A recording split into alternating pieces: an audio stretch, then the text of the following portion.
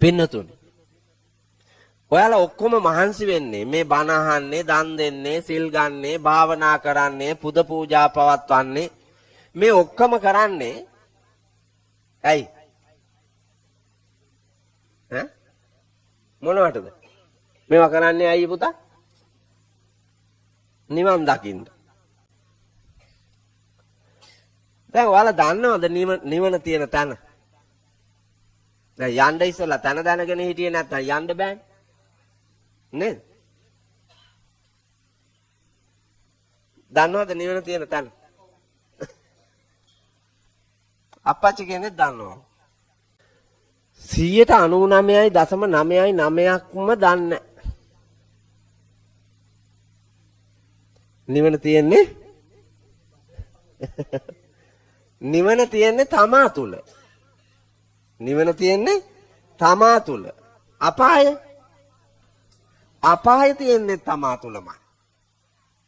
ඒක උදා කර ගැනීමේ වාග්ය තමාම නිර්මාණය කරන්න ඕනේ. එහෙම නැතුව කාටවත් දෙන්න බෑ පුතා. වල්කම් කරන එකට නිවන් සැප ලැබේවා කිව්වට හම්බෙනවද? ගොංකම් කරන දස පාප කර්මයන් හි නියැලෙන නිවටයෙකුට නිවන් සැප ලැබේවා කියලා කිව්වාට එහෙම දෙන්න බෑ නිවන්. එහෙම ගන්න බෑ. ඒක Taman ගන්න ඕනේ. ඒ වෙන මොනවත් එපා නිකන් හිතන්නකෝ ඉස්කෝලේ එක පන්ති කාමරයක මේ ඉගෙන ගන්න යන ළමයි. උවමනාවෙන් ඉගෙන ගත්තේ නැත්නම් ඒක විභාගේ ෆේල් වෙනවනේ.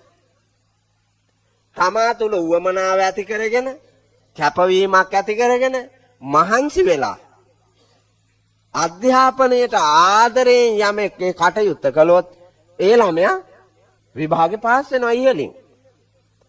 විභාග ටික පාස් වෙලා ඉදිරියට ඇවිල්ලා ආධ්‍යාත්මයනුත් පෝසත් වෙච්චි බෝසත් දරුවෙක් වුණොත් ඒ ළමයාට නිවන ඒක තමයි. මේ කිරිඳි විට පැත්තේ ගම්පහ පැත්තේ සිද්ධි අම්මන් කියන්නේ. ඔය නිවන බලා ගන්න හරි ලේසි. කසාද බැඳපු දරුවෝ දෙන්නා ඉන්න. පුංචි දරු පැටවු දෙන්නා ඉන්න අලුත් පහේ තාත්තලා දෙන්නෙක් වත්තක වැඩට ගියාලු. නාඹර තරුණ වයසේ කසාද බැඳලා චූටි පැටවු දෙන්නෙක් ඉන්න අහිංසක තාත්තලා දෙන්නෙක්. වැඩට යනවලු වත්තක. ඒ වත්තට වැඩට ගියාම වතු හිමියා හරිම ප්‍රසාදයටපත් වුණාලු මේ දෙන්නගේ වැඩ. ඉතා උවමනාවෙන් කැපවීමෙන් වැඩ කළාලු. හොඳට සලකලා හැන්දෑවට රුපියල් 3000 දීලා එව්වලු. සල්ලි අතට අරගෙන මගක් ඇවිදිලා හන්දියක හිටගෙන එතන චුට්ටක් වැඩිමල් කෙනා කියලා තියෙනවා බාලයට මල්ලි මට හදිසි ගමනක් තියෙනවා මං ඒකත් ගිහිල්ලාම එන්නම් මල්ලි ගෙදර යන්න කියලා. ඒ ගමන බාලයෙක් කෙනා ගෙදර ආවා වැඩිමලා ගමන ගියා. අර මිනිසයා ගෙදර එන්න එන ගමන් අතේ රුපියල් 3000ක් තියෙනවා. රුපියල් 3000ක් තරම් කඩේට ගියා. කඩේට ගිහිල්ලා කඩේ මුදලාලිගෙන් රුපියල් 3000 සාක්කුවේ දාගෙන ඉස්සරෝම බඩුවක් ඉල්ලුවා.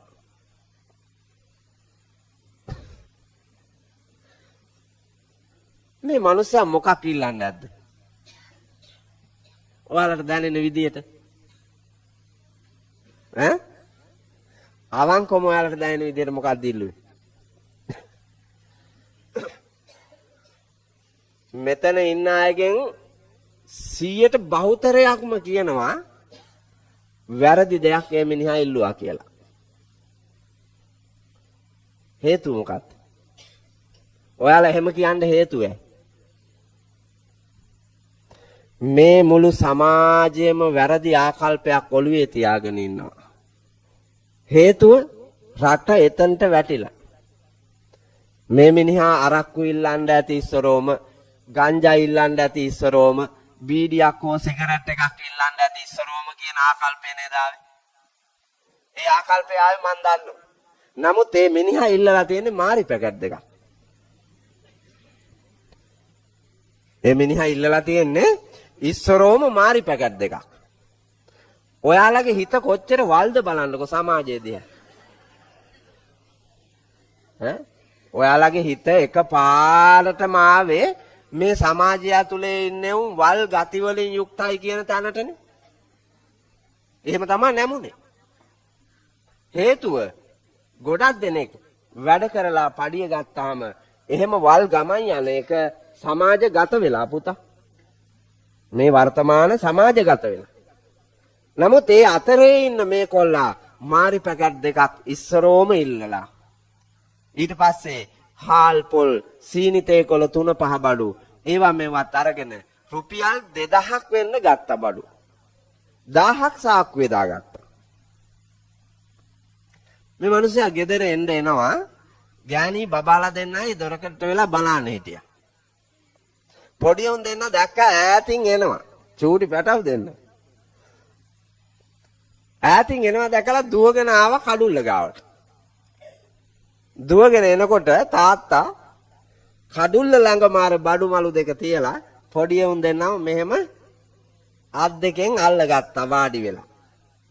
අල්ලගෙන දෙන්නගේ මූණු දෙක ඉම්බා. ඉම්බලා වාඩි වෙලාම බෑග් එකෙන් මාරි පැකට් දෙක අරගෙන චූටි උන් දෙන්නට දුන්නා.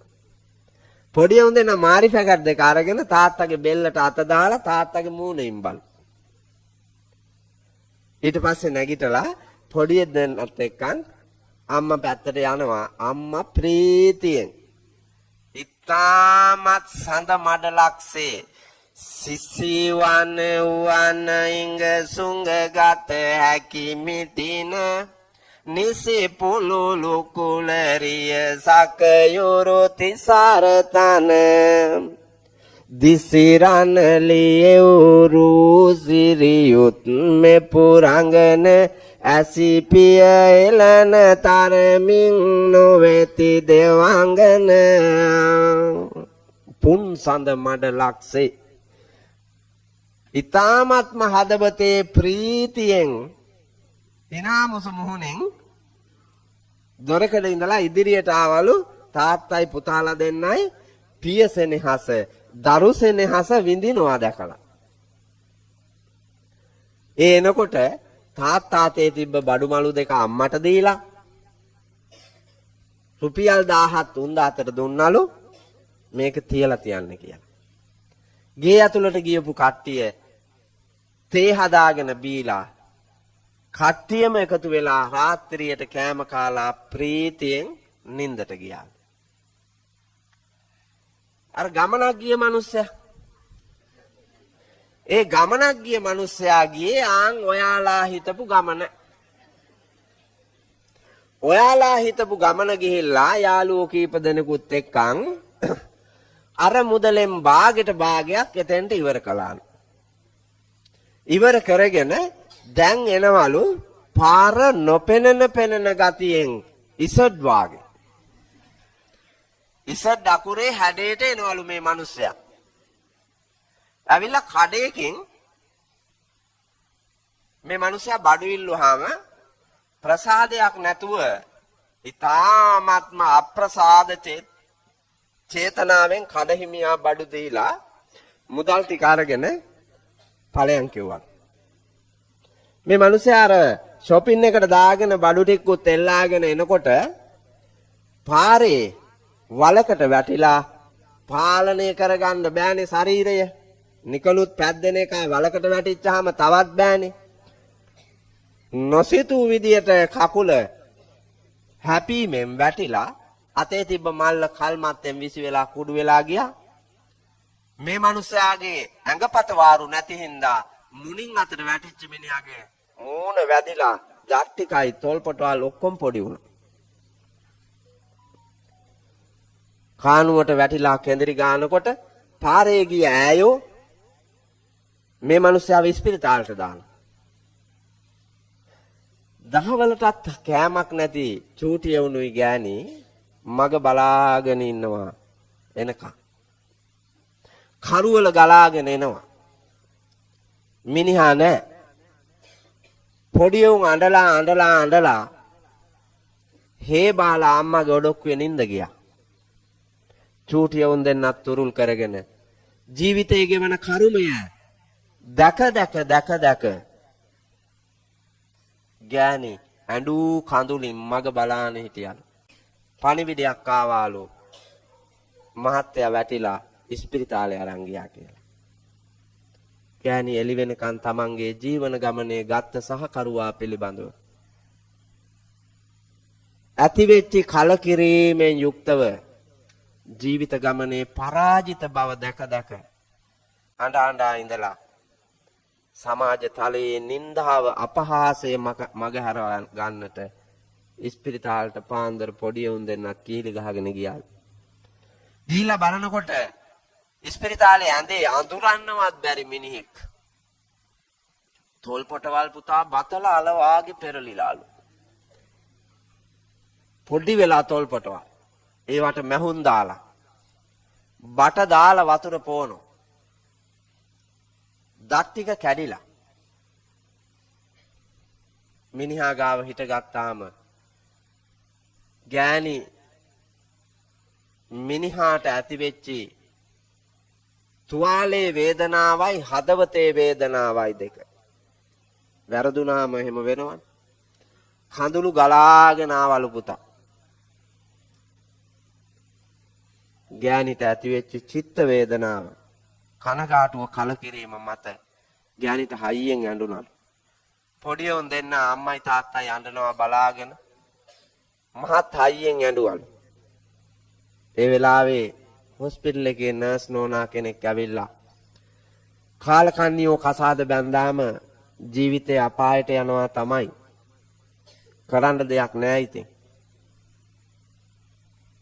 අපි බලා ගන්නම් ඔයා බබාලා දෙන්නත් අරන් ගෙදර යන්න කිව්වා. මම මේ කතාව කිව්වේ අපායයි නිවනයි පෙන්නන්න. අර පළවෙනියට ගෙදර ගියපු මිනිස්සයා තමන්ගේ මුළු ගෙදරටම නිවනනේ අරන් ගියේ. තමා තුල ඇති කරගත්තා වූ නිදහස, සතුට, සනසීම, ප්‍රීතිය, සෙනෙහස මේවා උපදවාගෙන ගෙදර ගියා. අනිත් මිනිහා ද්වේෂය, වෛරය, රාගය, කාමුකත්වය,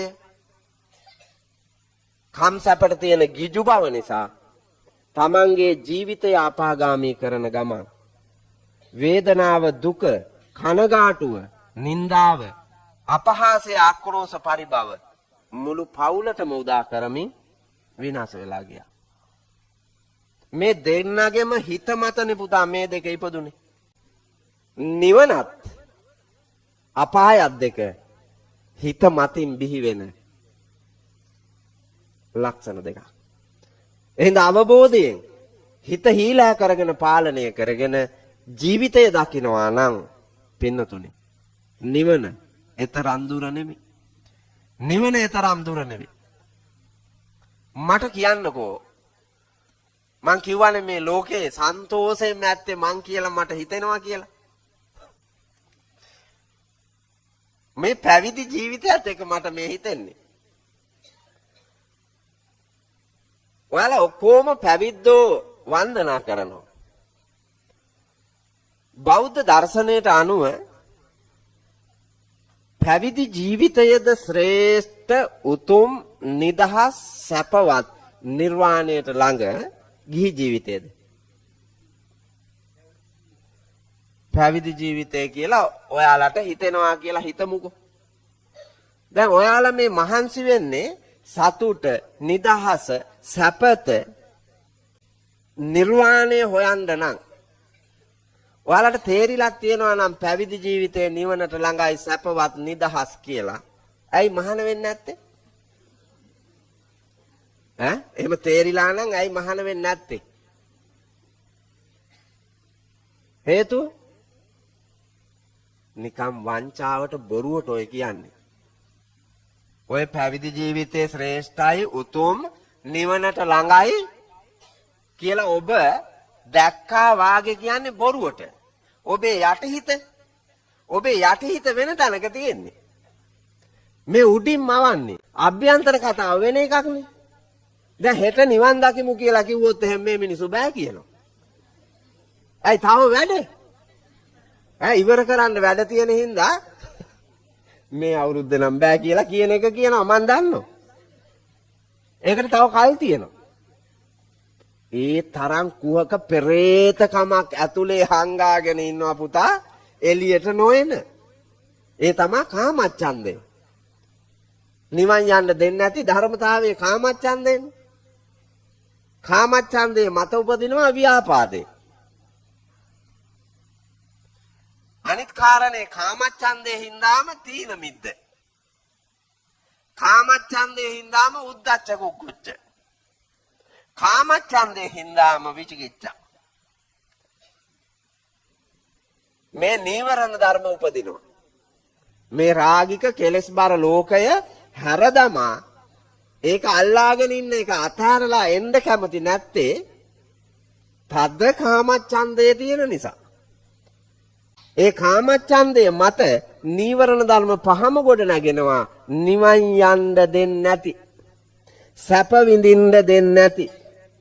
හාමුදුරුවනේ කාමච්ඡන්දයෙන් පිරිච්ච රාගික නපුරු මිනිස්සු සැප විඳිනවානේ. ලෝභය සැප විඳිනවානේ කියලා ඔබ කියයි. ඔබ සැප දකින විදිහ වෙනයිනේ. මිනිස්සු සැප දකින විදිහ වෙනයි. සල්ලි ගොඩාක් තියෙනවා, යාන වාහන තියෙනවා, ඉඩම් කඩම් තියෙනවා, විශාල මන්දිර තියෙනවා, රන් රිදී මුතුමැණික් තියෙනවා දැක්කම ඔයාලා හිතනවා සැප ඌට. ගෑනු 7-8 දෙනා ඉන්නවා. ඔය දේශපාලඥයන්ගේ චරිත ගලපමින්නේ ඔයාලා කියන්නේ වුන් සැප විඳිනවා කියලා. ඒකද සැප? ඒක නෙමේ සැප මේක. නිදහස්, නිවහල්, ප්‍රීතිමත් යමක් කරන්න පුළුවන්. දේශපාලඥයෙක් ඇවිල්ලා මෙහෙම ඇමතුවානම් මේ වාගේ පිරිසක් ඌව වදාපු අම්මාටයි හදාපු තාත්තාටයි මේ නරඹන්නෝ අතර ඉන්න ශ්‍රාවකයෝ අතර ඉන්න උන්ගෙන් භාගයට භාගයක් බයිනවා පුතා. මේකට එන ගහලා මේකා කියන බොරු. මෙවුන් තමා මේක කෑවේ අඩේ දෙකේ පොල්ලක් නැත්තම් මේකගේ හතර හන්දි කඩන්න. සාප කරමින් බයිනවනේ. මට තව චුට්ටක් වෙලා යනකොට ඕනනම් ගෑණියක් දෙන්නේ කලකිරීමෙන් බනි. එයින් එහා මන් දන්නවා මෝඩම ගෑණියක් හිතුවොත් මිසක් නැත්තම් අනිත් සියලු සත්පුරුෂයෝම මේ සත්‍ය වූ ධර්මතාවයේහි යම් අවබෝධයක් ලැබමින් සතුටු වෙනවා මන් දන්නවා. ලෝකේ සතුටු කරන්න පුළුවන් නම්, ලෝකයේ තුල සතුටින් ඉන්න පුළුවන් නම් ඒක තමයි නිවන. ඒ තමයි සැනසීම. එතෙන්ට එන්න පුතා ධර්මය ඕන. සද්ධර්මය ඕන. මං දහම් පාසල් ගිහිල්ලා ලබාපු ධර්මඥානය ස්වාමින් වහන්සේලා දිහා බලාගෙන ඉඳලා උපදවා ගත්තා වූ භික්ෂු චරිතය පිළිබඳව ආසාව. කරන කොටගෙන අවුරුදු 23ක් වෙනකම් මං සමාජ ගමන් මගේ ඒ ජීවිතේ තියලා මම මේකට ආවේ. මට ඒ වෙලාවේ ගොඩාක් දෙනෙක් කිව්වා එපා කියලා. අපරාධي අවුරුදු 23ක් වෙනකන් ඉඳලා යන්නේ එපාම කිව්වා යන්න. මං ඇහුවා ඇයි? මොකද්ද තියෙන අපරාධේ? නෑ ඉතින් දැන් අවුරුදු 23ක් වෙනකන් ඉඳලා මේ හොඳම වයසේ මේ චුට්ටක් ඉඳලා ගියා නම් ඉවරයිනේ. එහෙනම් චූටි කාලේ යන්න තිබ්බනේ කියලා කියනවා.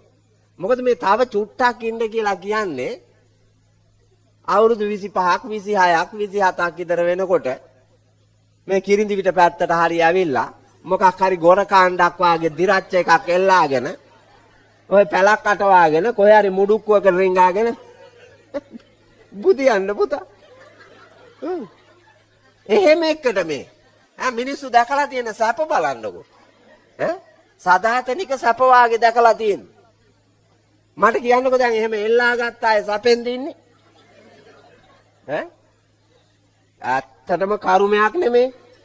නෑ දැන් මන් දන්නවා හිත කියනවා ආමුදුන්නේ කරුමයක් ගෙවන්නේ. ගානු මිනිස්සු කොච්චර හම්බ කෙරුවත් නැවත්මක් තියනවාද? නතර වුණොත් ඉවරයි. නතර වෙලා බෑ හම්බ කරන්නම වෙනවා. වෙහෙසෙන්නම වෙනවා. ඔට්ටු වෙන්නම වෙනවා. පුදුම කෑමක් කාගෙන යන්නේ. ලෙඩක් දුකක් වුණාය කියාවත් විවේකයක් ගන්න බෑ. කායික වෙහෙස, මානසික වෙහෙස අනන්තයි. ගෑනිටත් එහෙමයි, මිනිහටත් එහෙමයි. පිරිමින්ට වැඩි, ගෑනු අයට ටිකක් අඩුයි. අයියේ. ඒකි කරන්නේ අරකව මරමරා වෙහෙසවනවනේ.